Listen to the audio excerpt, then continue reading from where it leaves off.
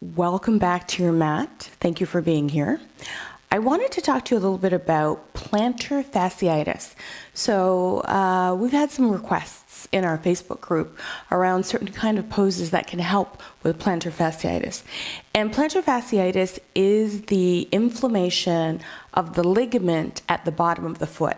So pretend my hand is my foot. There's a ligament that stretches through the bottom of the foot that helps to shock absorb, right? Like it's made out of collagen. It's a very thick, wiry ligament. And what ends up happening is scar tissue builds up, it gets inflamed, and it gets sore. So you may feel like you're walking on a pea, it may feel like you're pulling, and it may feel very uncomfortable. It also may show up in your yoga practice as cramps in your feet, as soreness in your heel. So there's a lot of stuff around plantar fasciitis that can make your practice uncomfortable.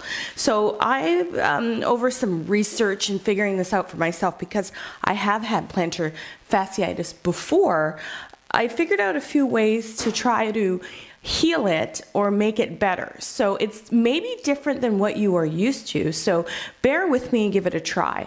So right now, you probably want to kind of assess how sore your feet are, and then we're going to do these exercises and then we'll review. So you want to do these exercises probably a couple of times a day over the course of a couple of weeks and see what happens. So I'm going to come to seated, and I am, instead of stretching the feet this way, so usually what we've been doing is massaging the bottom of our feet and pulling our feet back, but because this ligament down here is inflamed, sometimes pulling the feet back and massaging the feet is creating little tears in the plantar fasciitis, which actually makes it worse. So what we're going to do instead, just to give it a try, is we're going to stretch the foot the other way. And here's why. These two ligaments, or these two parts of your feet, are connected. So it's kind of like your bicep and your tricep. When your bicep is in flexion, your tricep, or extension I should say, your tricep is in flexion, and vice versa. So the same thing is happening with the bottom and the front of the foot. So what we want to do is we want to pull the front of the foot down so that we're stretching all the tendons, ligaments, and muscles in the front of the foot, so that the other side of the foot is not pulling back in extension, it's coming forward in flexion.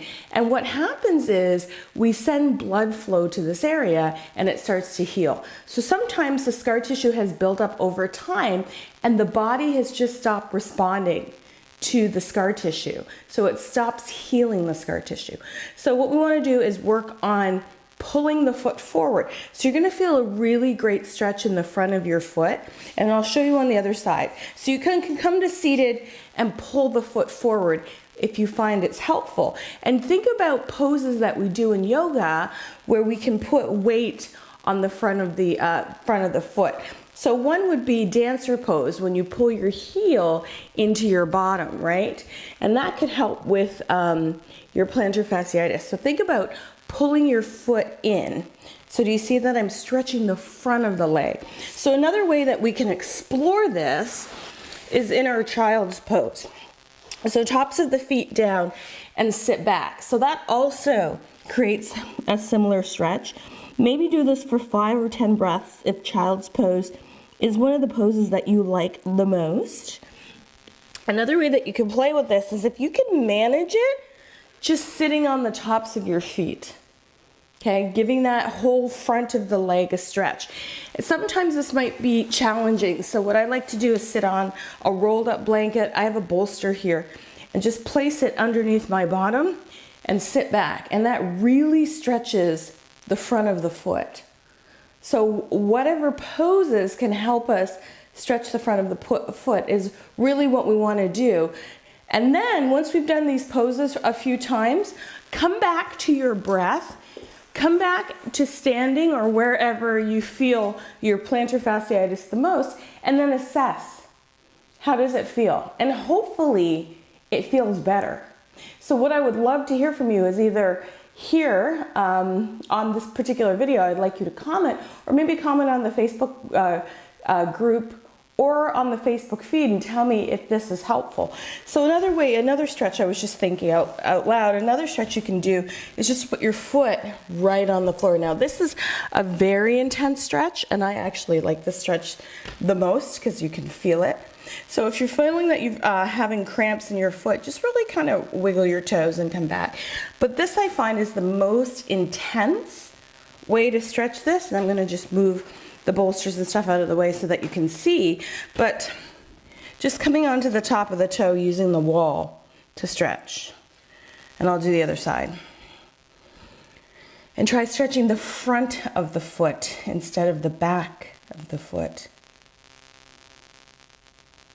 Beautiful. And another way you can play with this stretch is if you have a strap. You can use the wall, and you can do dancer pose. So what I do is I bring the strap around the front of the foot and pull the foot in for the stretch. So now I'm stretching the quad, the front of the foot, the ankle. And it's a pretty intense stretch. So what we want to do is, if this is the foot, we want to start to stretch it down and then assess. So I recommend doing this maybe 2 times a day for a couple of weeks, and then assess what your feet feel like. So I hope you found this helpful. I'll see you in the next video. Namaste.